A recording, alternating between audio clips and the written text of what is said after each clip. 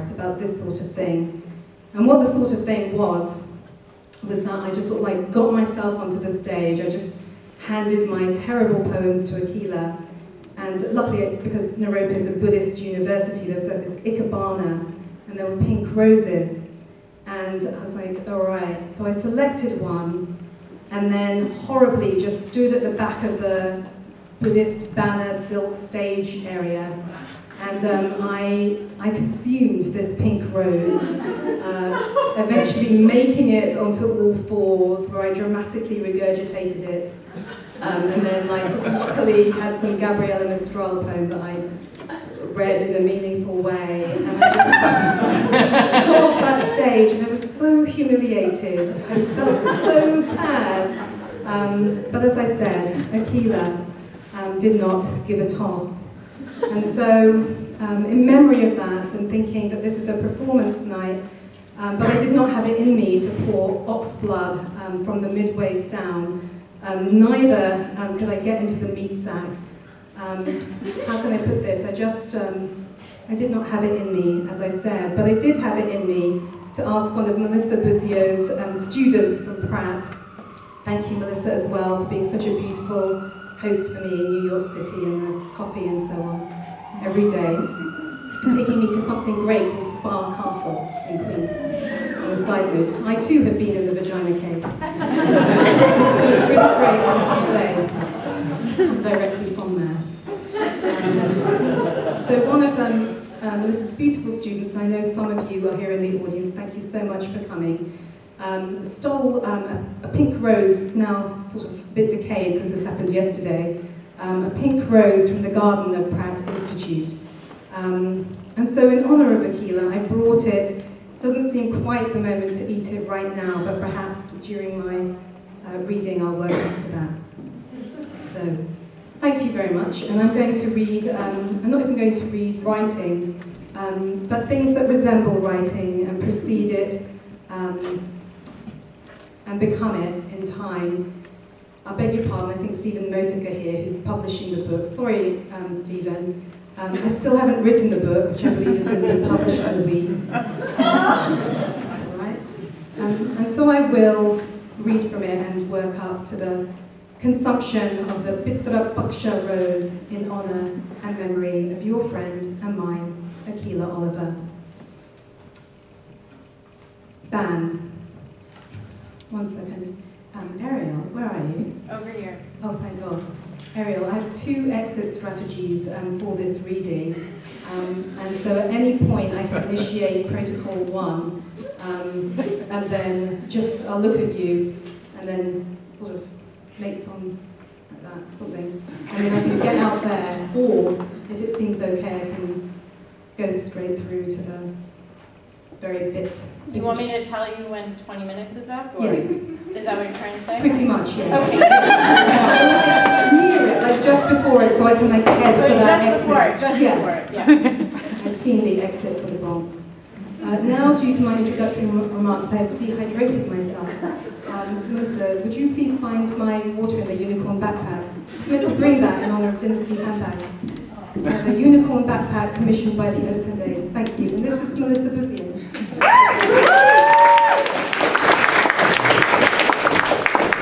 Melissa Buzio is like my best friend, and Ban, which is my book from Nightboat, corresponds entirely to Melissa's devastation, so that is going to happen soon.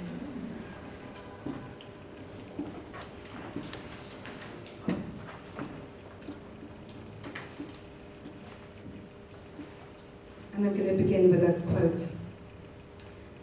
The purpose of avant-garde writing for people of color is to prove you are human. M. Nobese Philip from M.G. Roberts' Scavenged Notes during Philip's lecture at Naropa University, Summer Writing Program 2013. Ban. Cobra notes for Ban.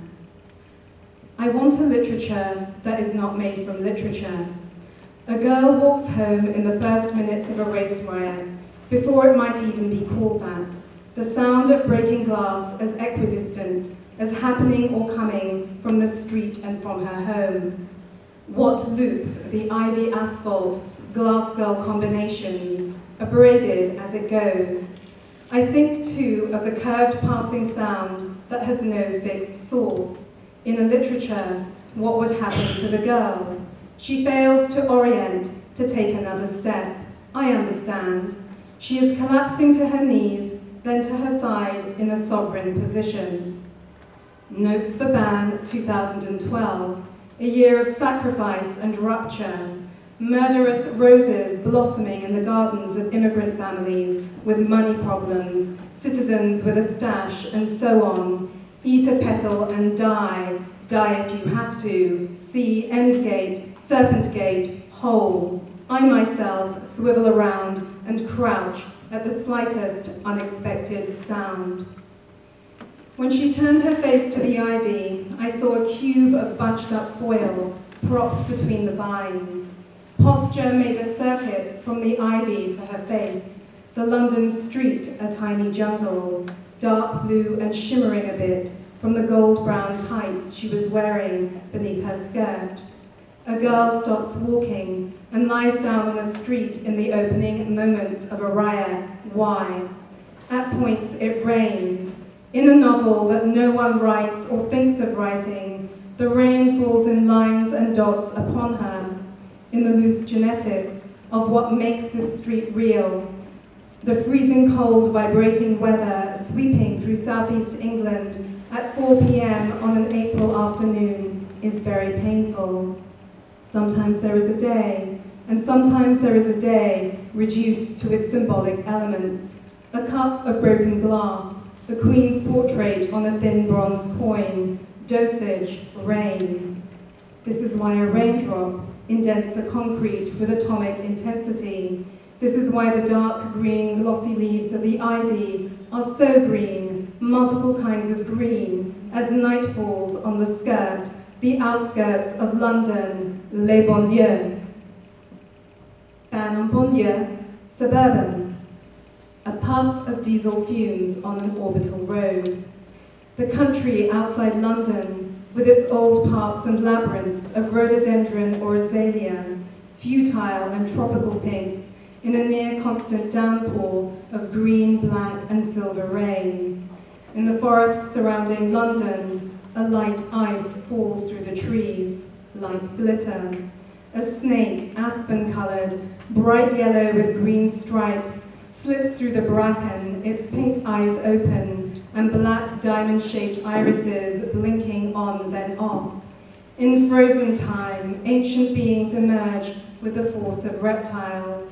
In the forest, time and weather are so mixed up. A trope of bedtime stories, bottom-up processing, need. I need the snake to stop the news. This is the news. A girl's body is dressed and set, still yet trembling, upon a rise in the forest. There are stars, now it's night. Time is coming on hard. The snake slips over her leg, her brown ankle. She's wearing shoes, maroon patent leather shoes, with a low heel and 3 slim buckles, but no socks. Whoever dressed her was in a hurry. Imagine the scene. A forest outside of London, 10 p.m.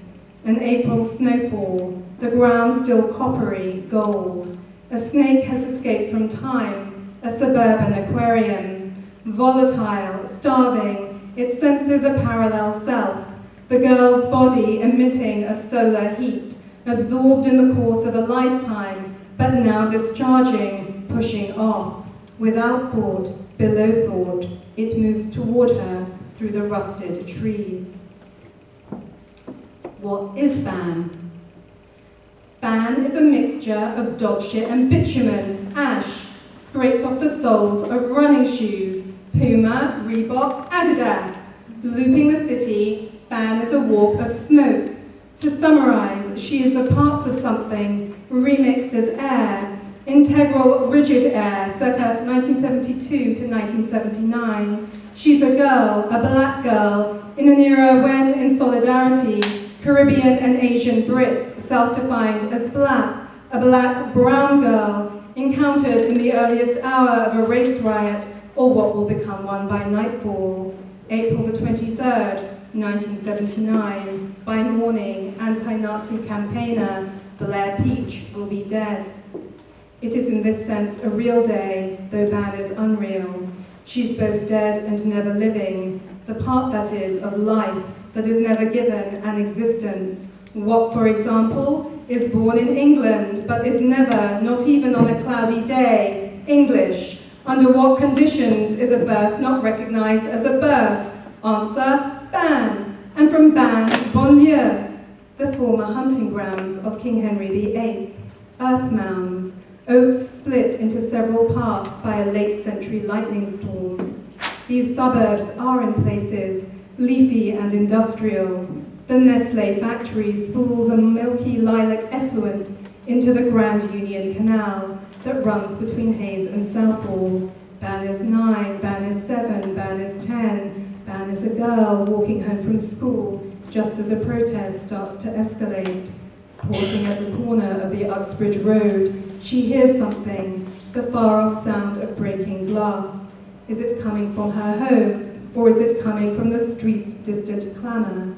Faced with these two sources of a sound she instinctively links to violence, the potential of violent acts, Ban lies down. She falls to the ground. This is syntax. Psychotic, fecal, neural, wild. The auto-sacrifice begins, endures the night, never stops, goes on. As even more time passes, as the image or instinct to form this image desiccates, I prop a mirror, then another, on the ground for Ban. A cyclical and artificial light falls upon her in turn, pink, gold, amber, then pink again. Do the mirrors deflect evil? Perhaps they protect her from a horde of boys with shaved heads, or perhaps they illuminate in strings of weak light the part of the scene when these boys finally arrive. The left hand covered in the light blue ash. The ash is analgesic, data, soot, though when it rains, Ban becomes lucine, a bulk, a network of dirty lines that channels starlight, presence, boots. Someone walks towards her, for example, then around her, then away. I want to lie down in the place I am from, where this work is set, on the street I am from. In the rain, next to the ivy, as I did, on the border of Pakistan and India, the two Punjabs. Nobody sees someone do this. I want to feel it in my body, the root cause. A ghost makes a click, a whir, Ban. Tongue clicks and eye rolls as stronger triggers for psychosis than a race event, a race riot, and so on. The chair smashing over the head. My father was walking home once from the underground. That day, corporal punishment had become illegal in the UK. A boy in my father's class, an 11-year-old skinhead, smashed a chair over my father's head. He shouted, "You can't touch me, Mr. Kapil!" That night, on the way home, on foot from the station, my father was mugged. His briefcase was slashed with a knife. When he opened the door, my father was trembling lightly all over his body. He'd lost a shoe. My mother brought him a cup of hot ginger chai, and we sat next to him or opposite him on the blue sofa as he drank it in front of the gas fire, balancing the drink on his knees. We counted our Green Shield stamps. They came in sets of 10. Once they had accumulated, we went as a family to a storefront shop and submitted our booklet. We scanned the catalogue to find it, a leather briefcase with a gold lock. A woman in a pale blue nylon, mid-calf dress, went through a door to the back and got it, a replacement. It was lined with faded silk, the colour of a bleached-out summer rose.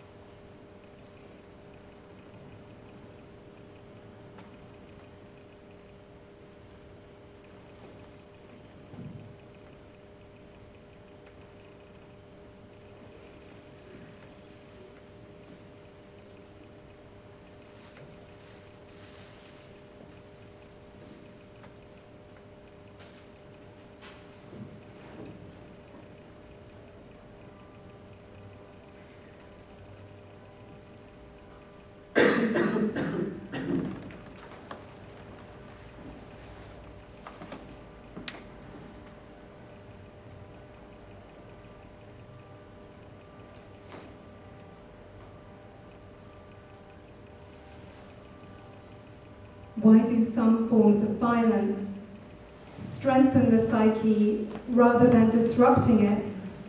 Radical modernity requires something of me.